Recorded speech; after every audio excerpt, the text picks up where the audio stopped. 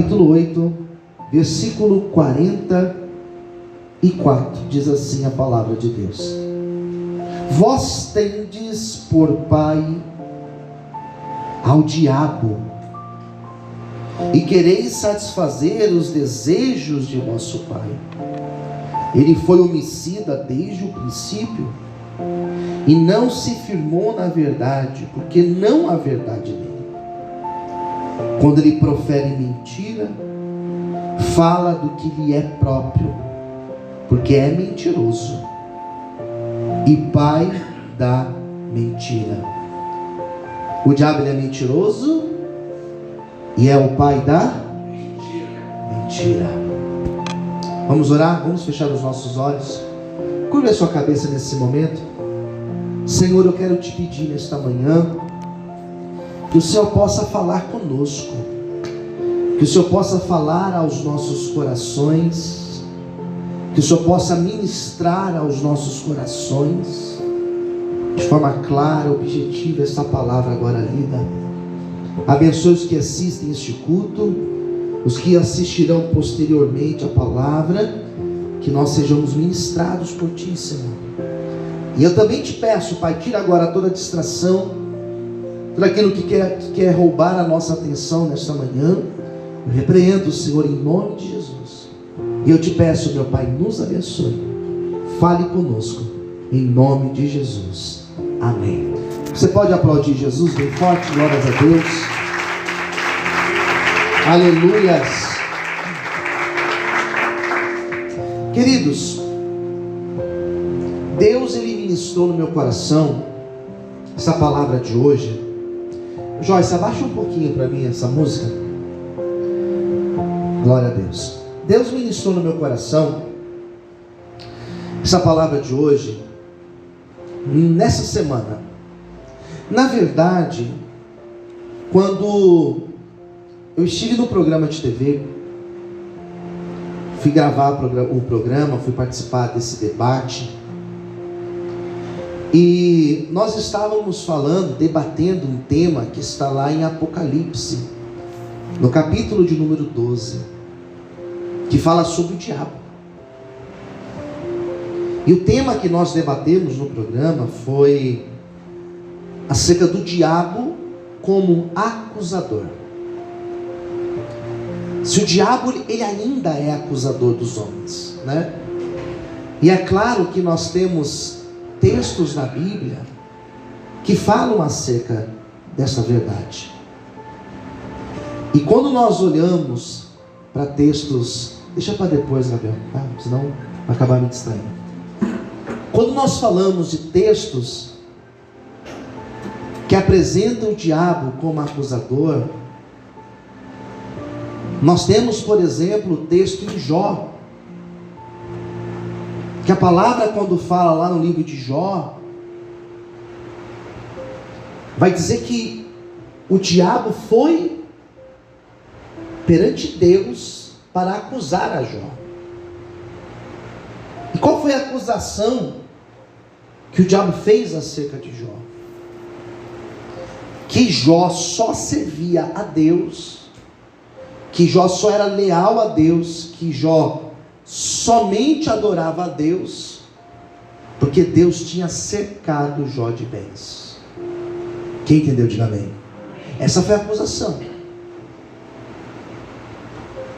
Que Jó só servia a Deus por causa disso. Depois nós temos uma outra citação, que está no livro do profeta, um profeta chamado Zacarias, no capítulo 3, versículo 1, que também fala do diabo sendo acusador. E depois nós temos lá na frente, que foi o texto que a gente debateu no programa de TV, nós falamos lá na frente de Apocalipse, capítulo 12, que fala que o diabo foi lançado na terra.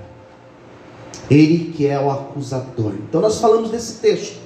E eu estava falando desse texto no programa de TV, junto com o pastor, e na hora que eu saí do programa, me veio o desejo de falar sobre essas verdades no nosso culto de hoje. Porque o nosso culto de domingo, nós precisamos trazer mensagens que são mensagens que elas nos inspiram a prosseguir na presença de Deus. São mensagens que nos aproximam do Senhor.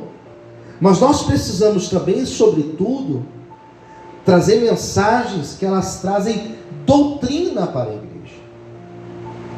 Que elas sejam carregadas de ensinamentos. Então alguém pode ouvir e falar assim: pastor, mas não seria ideal num culto de domingo nós falarmos acerca daquilo que Deus quer fazer nas nossas vidas, daquilo que Deus está preparando para nós? Não seria ideal? Sim, de certa forma sim, concordo. Mas também eu vejo como importante nós falarmos num culto como esse, que é o principal culto da semana, daquilo que o diabo tem feito, das armas que o diabo tem se utilizado para tirar as pessoas da presença de Deus. Ontem eu estava conversando com os meus filhos e eu fiz uma pergunta para eles ontem. Falei: vocês acreditam que realmente Jesus está voltando? Falei: você acredita, Rafa? Ele falou sim. Perguntei para a Mari: você acredita? Ela falou sim. Isso me trouxe um alívio de certa forma, porque eu acredito que Jesus está voltando. Quem também acredita, diga amém. Existem sinais na Bíblia, e você vai ler lá no Evangelho segundo escreveu Mateus, o princípio das dores. Quais são os sinais? E os sinais que estão lá citados, todos já aconteceram. Todos estão acontecendo. Todos. Então lá fala, por exemplo, de rumores de guerra. Lá fala, por exemplo, de pestes, de doenças. Lá fala, por exemplo, de terremoto. Lá fala de maremoto. Lá fala que o amor de muitos esfriará. Lá fala da apostasia, as pessoas deixando o verdadeiro ensinamento. Ou seja, os sinais da volta de Cristo estão acontecendo. Então nós estamos vivendo, queridos, no meu ponto de vista, biblicamente, teologicamente, nós estamos vivendo a última hora da igreja na terra. Não tenha dúvida disso. Pastor, mas tudo isso sempre aconteceu. De fato. Mas nunca aconteceu com tanta frequência como tem acontecido nos dias de hoje. E eu estava, depois que eu conversei com eles, tivemos uma conversa, e teve um momento do meu dia de ontem, que eu estava sozinho no carro, ouvindo um louvor, indo para casa, e foi a hora que Deus ministrou essa palavra no meu coração, das armas que o diabo tem usado para tirar as pessoas, não é da igreja, é da presença de Deus. E antes de eu começar a falar destas armas, eu quero que você diga para alguém que estiver perto de você, e diga assim: a intenção do diabo, mais forte, diga: a intenção do diabo é tirar você da presença de Deus. Agora olha aqui para mim. A intenção do diabo, queridos, não é fazer você ficar pobre. A intenção do diabo não é tirar você da tua família. A intenção do diabo não é acabar com o teu casamento. A intenção do diabo é tirar você da presença de Deus. E Deus ministrou no meu coração estas 5 armas que Ele tem utilizado. Eu quero que você preste muita atenção. Primeira, se existe uma arma que o diabo tem utilizado para tirar as pessoas da presença de Deus, é levar as pessoas a acreditarem que elas não precisam ler a Bíblia. Primeira coisa é isso, e você vai entender o porquê. A intenção do diabo é levar as pessoas a não terem desejo de ler a Bíblia. Eu não vou perguntar nessa manhã, porque eu não quero constranger o ambiente, porque eu sei que espiritualmente, não sei se você já pegou, mas espiritualmente está acontecendo uma guerra aqui nesse lugar. Quem está entendendo, diga amém. Obreiros e intercessores, dobrem a oração, porque está acontecendo uma guerra espiritual nesse lugar.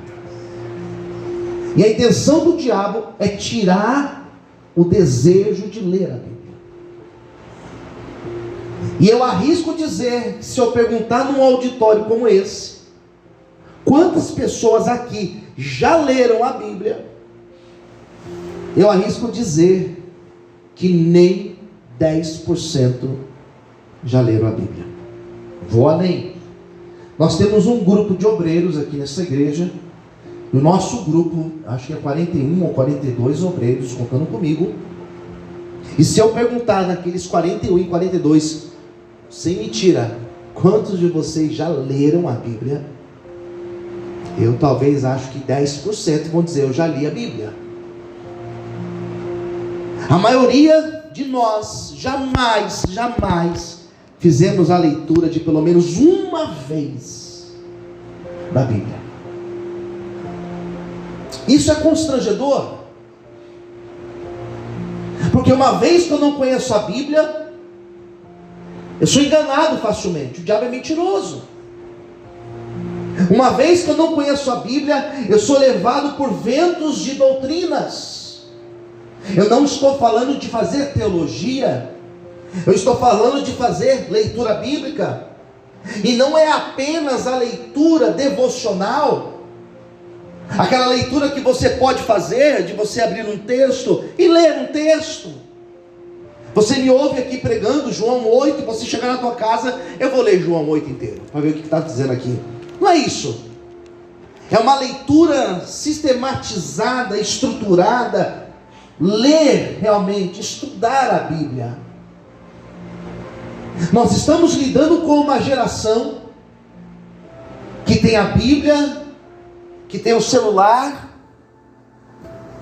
que aqui também tem a Bíblia no celular. A maioria de vocês, quando vai abrir a Bíblia, pega o aplicativo e lê, mas nunca leu. A Bíblia falada, está lá com a voz do Cid Moreira, né? Pode ouvir a Bíblia com a voz do Cid Moreira. Não é como a minha, mas é do Cid Moreira. E nunca ouviu a palavra, nunca leu a palavra, nunca estudou a palavra. Queridos, isso é impressionante, como o diabo tira das pessoas o desejo de conhecer a palavra, de ler o que a Bíblia diz, de Gênesis até Apocalipse. Tira da pessoa a curiosidade de estudar a Bíblia. Tira da pessoa a curiosidade de mergulhar nas páginas da Bíblia e entender o que vem de contexto, o que aconteceu antes, o que aconteceu depois, o que está acontecendo aqui no texto que eu estou lendo. Então nós estamos lidando com uma geração de pessoas que são fracas de leitura da Bíblia. São fracas de leitura da palavra de Deus. E isso é espiritual. Isso é diabólico. Porque se eu não conheço a Bíblia, eu não conheço acerca de Deus. Se eu não conheço a Bíblia, eu não conheço acerca do meu adversário. Se eu não conheço a Bíblia, eu não conheço acerca das promessas futuras de que Deus tem para a minha vida e para a humanidade. Eu não conheço a Bíblia. Então nós estamos lidando com uma geração de pessoas que não tem desejo de aprender. Sabe como eu fico feliz, queridos? Vou falar uma coisa aqui para vocês. Quando algum de vocês entra em contato comigo, de vez em quando acontece, eu fico muito feliz quando alguém entra em contato comigo e fala assim: pastor, me faz uma indicação de uma Bíblia de estudos. Pastor, qual a tradução que o pastor está acostumado a usar? Qual Bíblia de estudos o pastor recomenda? Eu fico feliz, porque eu penso comigo: olha, a pessoa está interessada em conhecer a palavra de Deus. Me sinto orgulhoso. Quem entendeu, diga amém. De vez em quando acontece. Pode ser que depois do culto de hoje vai acontecer, né? Mas isso é interessante, porque eu lembro quando eu comecei a estudar a Bíblia, 97, 98, nós não tínhamos tanta variedade de Bíblias de estudo como nós temos hoje, tantas variedades de linguagens como nós temos hoje. Se quer uma linguagem mais clássica, mais simples, mais atualizada, hoje tem notas de rodapé. Na minha época não tinha notas de rodapé como as Bíblias de hoje têm. Não tinha facilidade de eu pegar uma palavra, jogar no Google e buscar o sentido original dela. Eu estava me preparando para o debate de sexta-feira e fui pesquisar o significado do nome diabo. E você vai lá e pesquisa, diabo é diabolos, do grego, que significa acusador, e tem vários sentidos. Eu não tinha essas facilidades quando eu comecei a estudar, e hoje nós temos. Mas a Bíblia é um livro difícil. Se nós estudarmos, nós vamos aprender a palavra de Deus, e ela vai entrar no nosso coração. E foi o que Deus falou para Josué: não desvie esta palavra nem para a direita nem para a esquerda. Daí eu te honro, eu te prospero, eu te abençoo. Se você quer ter uma vida sadia na presença de Deus, a partir de hoje, em nome de Jesus, se posicione e comece a ler a Bíblia. Não diga que você não tem tempo, não diga porque Deus sabe que você tem tempo, não diga que você não tem desejo. Comece a orar, comece a buscar, e Deus vai te dar sede e fome de conhecer a palavra dele. Você pode exaltar ao Senhor por isso? Aleluia! Meu Deus. Segundo lugar, eu vou falar de 5 coisas. Segundo lugar, oração. O diabo tem tirado o desejo da oração. O diabo tem tirado o desejo de orar, ler a Bíblia e orar, falar com Deus. Mas a minha rotina, mas o meu dia, mas as minhas coisas. E aí, qual que é a desculpa para a gente não orar? Orar, falar com Deus, separar um período do dia para você fechar os teus olhos e orar. Antes de tomar uma decisão, orar. Antes de dizer sim, dizer não, dizer que aceita ou não aceita, orar. Já orou acerca da causa? Já orou pela tua família? Já orou na tua casa hoje? Já orou antes de fazer a refeição? Já orou quando você entrou na igreja? Já orou, obreiro, antes de começar a fazer a obra aqui hoje? Será que nós já oramos? Porque o diabo tem levado as pessoas a não ler a Bíblia e não orar. E não é aquela oração mecânica, não é aquela oração de você apertar o botão e repetir tudo que você sempre ora, todo dia. É você realmente falar com Deus e falar: Senhor, fala comigo, Senhor. Você quer ver que coisa maravilhosa? Quando você começa a orar e você faz silêncio. Porque conversa não é só você falar, senão é monólogo. Agora orar é você falar com Deus e ouvir Deus falar com você. E quantas vezes eu já parei assim e falei: Senhor, agora é a tua vez. Fala comigo, Senhor.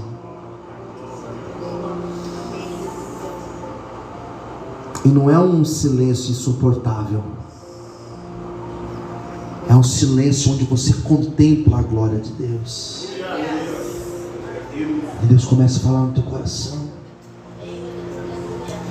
E Deus começa a mexer dentro de você.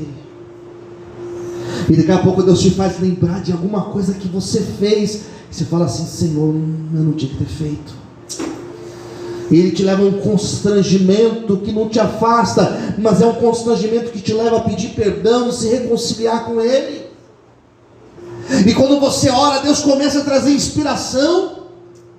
Quantas vezes eu falo: Senhor, eu não tenho o que pregar, eu não sei o que pregar, Senhor, me inspira, Senhor, fala comigo, e eu faço silêncio, e o Espírito Santo começa a ministrar aquilo que Deus quer que eu pregue para vocês. Eu vou te dar um conselho: comece a orar antes de tomar decisões na tua vida, e o Espírito Santo vai falar no profundo da tua alma. Aleluias. Você pode aplaudir o Senhor.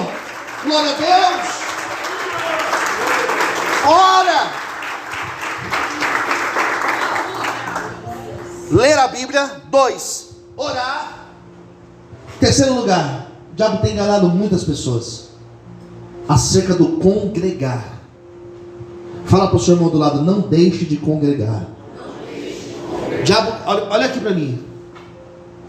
O diabo tem mentido para muitas pessoas a respeito do congregar.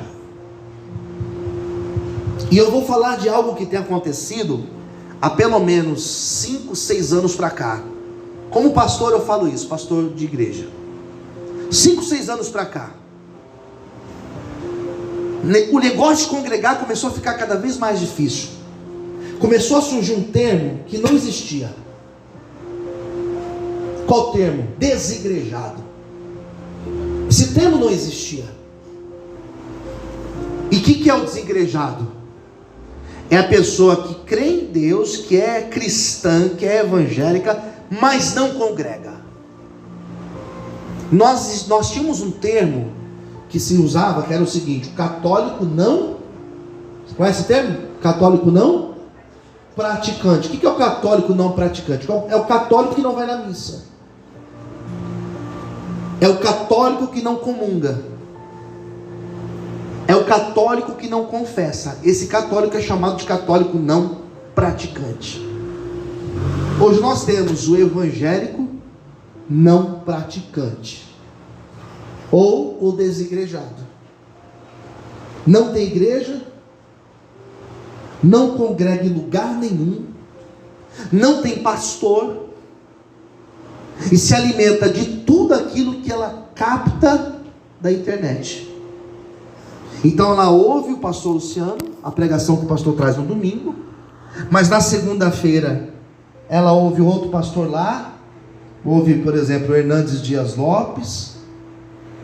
Daí na terça-feira ouve aquele rapaz lá, como chama? David Leonardo. Daí na quarta-feira ela ouve sei lá quem, Silas Malafaia. Daí na quinta-feira aquele lá do Trovão, Júnior Trovão.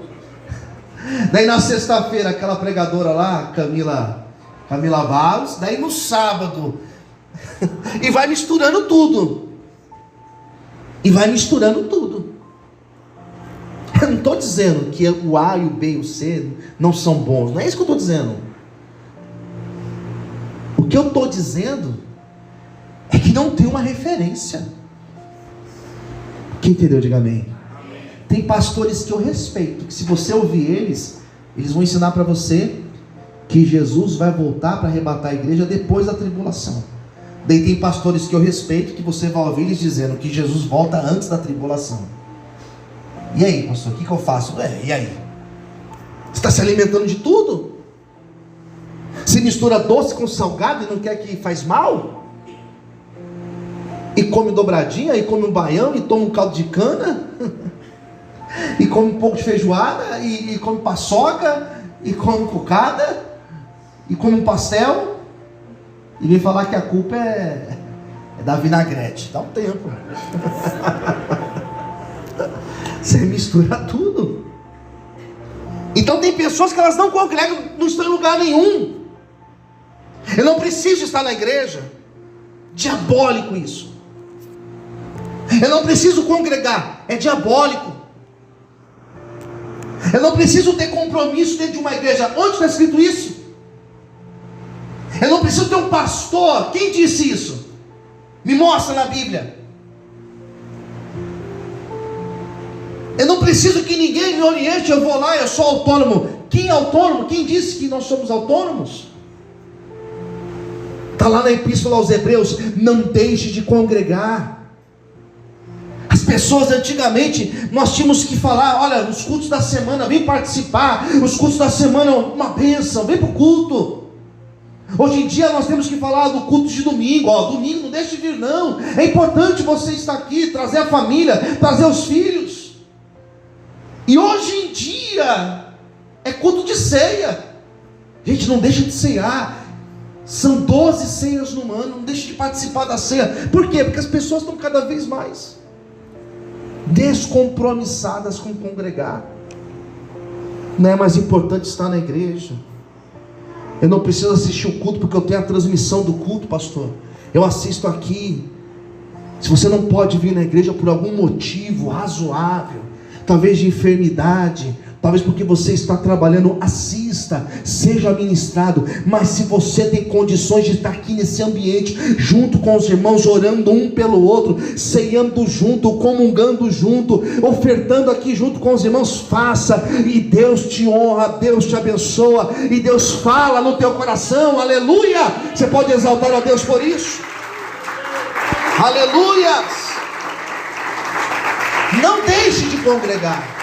Não cai nessa. Tem uma igreja, tem um pastor, tem alguém para orar por você, tem uma referência bíblica na tua vida. Eu não sou o dono da verdade, não sou certo em tudo aquilo que a Bíblia orienta. Tem coisas que talvez outros pastores tenham uma explicação mais específica do que a minha, mas tem uma referência na tua vida. Tem alguém para te pastorear, alguém para te ensinar conforme a palavra de Deus ensina. Posso ouvir um amém, queridos? Em quarto lugar, o diabo tem usado a arma do amor ao dinheiro. Amor ao dinheiro. E isso tem sido uma arma que o diabo tem utilizado para destruir homens e mulheres, destruir ministérios, igrejas que começaram de forma sadia, mas o dinheiro brilhou aos olhos. Pessoas que um dia já tiveram compromisso com Deus e hoje a vida é em função do dinheiro. Dinheiro é importante, irmãos. Quem entendeu, diga amém. É bom ter dinheiro. É bom você ir no mercado e falar assim: eu quero comprar esse aqui. É bom você ter dinheiro e ir no açougue e falar: eu estou com vontade de comer esse negócio aqui, eu vou comprar isso aqui. É bom isso. É bom você poder ir no shopping e falar assim: eu quero comprar esse aqui, eu quero comprar isso aqui para o meu filho, eu quero comprar isso daqui para mim. Isso é bom, queridos. Mas a vida do homem não pode girar em torno do dinheiro, o ter dinheiro, acumular dinheiro, viver em função do dinheiro. Porque quando você vive em função do dinheiro, você trabalha e não tem tempo para Deus. Quando você vive em função do dinheiro, você atropela as pessoas, porque você quer ter mais. Quando você vive em função do dinheiro, você não pensa no outro. O problema dele, ele não trabalhou, ele não estudou, ele não fez, eu fiz, eu mereço. Quando nós vivemos em função do dinheiro, nós esquecemos de olhar para o outro. Nós esquecemos que Deus é o dono do ouro e da prata. Nós esquecemos que Deus é a nossa provisão. Nós esquecemos, queridos, que dinheiro é bênção quando vem da mão de Deus para a nossa vida. Que o dinheiro que não é honesto não prospera. Que o dinheiro que não é honesto não tem a bênção de Deus. Ah, mas é mais ou menos certo. Não existe mais ou menos certo. Não existe. Dinheiro é bom, é importante, Deus vai nos dar, porque Deus é o dono de todas as coisas, dono do ouro da prata. Quem crê, diga amém. Mas a nossa vida não pode ficar aqui, girando em torno do dinheiro, porque você vai se tornar uma pessoa insaciável. Cada vez você vai querer ter mais. Eu quero ganhar R$1.000 por mês. E quando você ganhar R$1.000, você vai falar: eu quero ganhar R$2.000 por mês. E você vai ganhar R$2.000. Daqui a pouco você vai falar assim: eu quero ganhar R$5.000. Eu quero ganhar R$10.000. E você nunca vai se satisfazer. Dinheiro é uma maldição na vida dessa pessoa. Dinheiro é uma praga na vida dessa pessoa. porque ela nunca está satisfeita, ela sempre quer mais. Isso não é saudável. Quantos ministérios, quantos pastores que se perderam no caminho. Eu fui de uma igreja, irmãos, que acho que eu nunca contei isso aqui. Já contei para algumas pessoas, mas aqui eu acho que eu nunca contei. Eu fui de uma igreja que eu cheguei lá como diácono e fui desenvolvendo na obra, e eu me tornei o vice daquela igreja. Eu era o segundo. Tinha um pastor e abaixo dele era eu. E teve um dia que o pastor entregou a chave da igreja para mim e falou assim: olha, Luciano, a partir de hoje você vai dirigir todos os cultos dessa igreja, menos o de domingo à noite. Então eu era responsável pela igreja, uma igreja no bairro de Santana, uma igreja grande.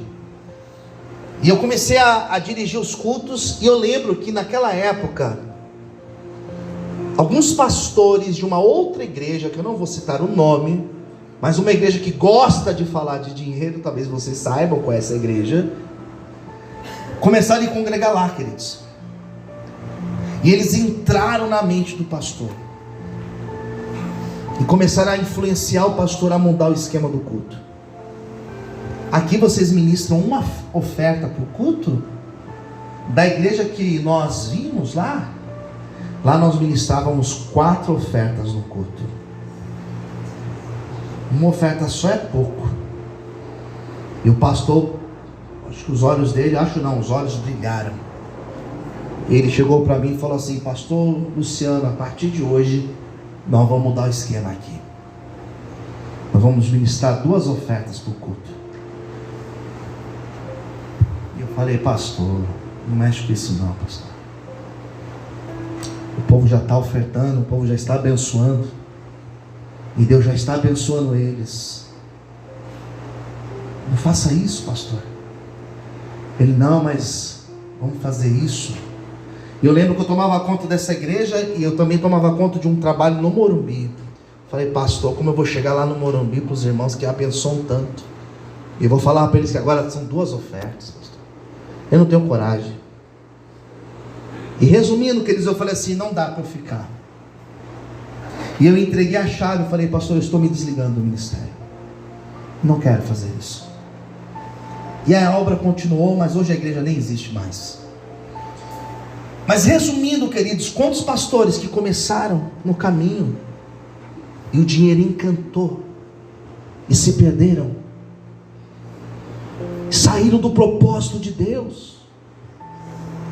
Quantas pessoas que a busca pelo dinheiro, o ser rico, tem tirado de andar conforme a Bíblia ensina, e criam relações por interesse, e começa a bajular um, bajular outro, porque quer estar lá na frente. Deus pode abençoar, Deus pode prosperar, se Ele quiser, queridos, porque Ele é dono de todas as coisas. Se você andar na presença dEle, Ele é poderoso para te enriquecer, te prosperar, te abençoar em tudo. Mas não tenha o dinheiro como teu Deus, tenha Deus como Senhor da tua vida, e as demais coisas, elas serão acrescentadas, em nome de Jesus. Aleluia.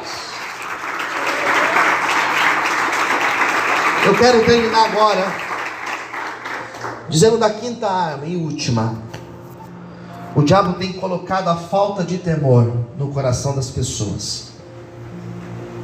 E a falta de temor nada mais é do que a pessoa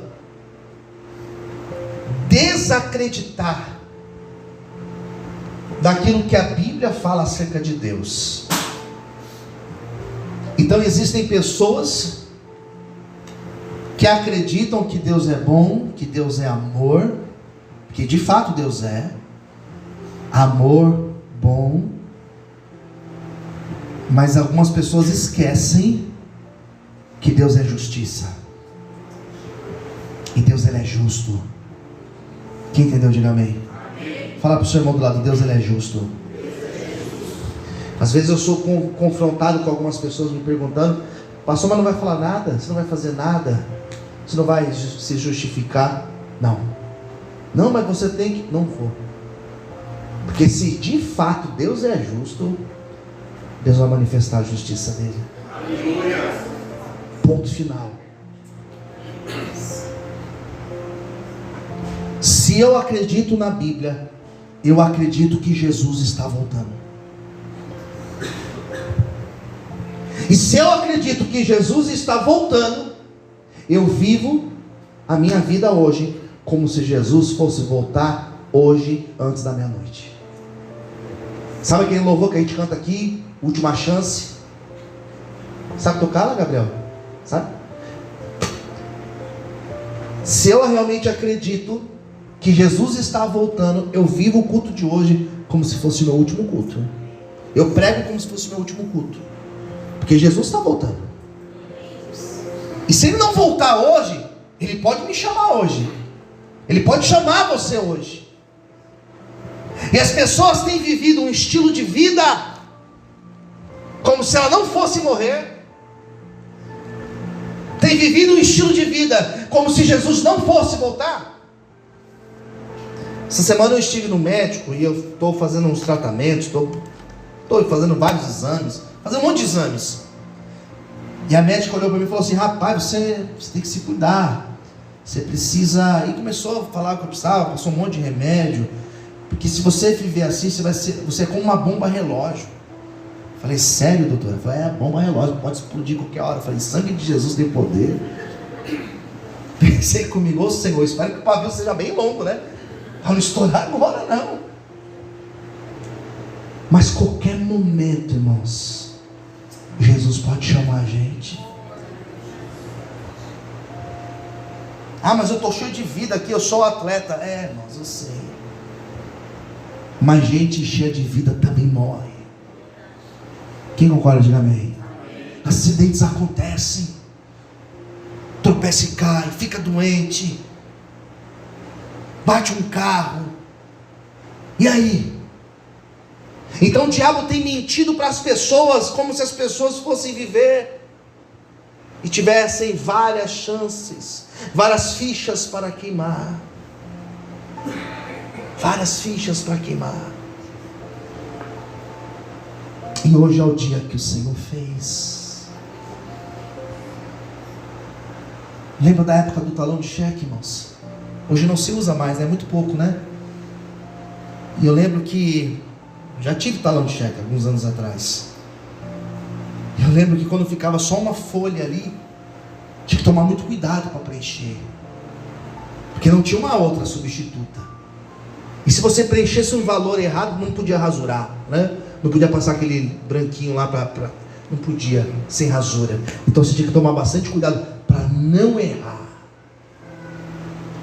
O cristão que conhece a Bíblia, ele vive desta forma: hoje pode ser meu último dia, eu tenho que estar na presença de Deus, eu tenho que viver na presença dEle. E o diabo tem levado pessoas a acreditarem que amanhã dá tempo de voltar, mas talvez amanhã não exista. Hoje é o dia que o Senhor está nos chamando para nós andarmos na presença dEle. Você pode aplaudir e exaltar o nome de Deus. Aleluias! Posso ouvir amém, queridos?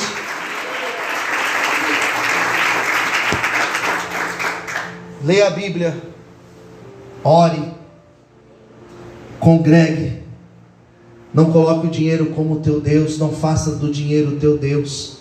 E em quinto e último lugar, acredite nas promessas de Deus, porque todas elas se cumprirão. Eu quero fazer uma oração, vamos ficar de pé agora.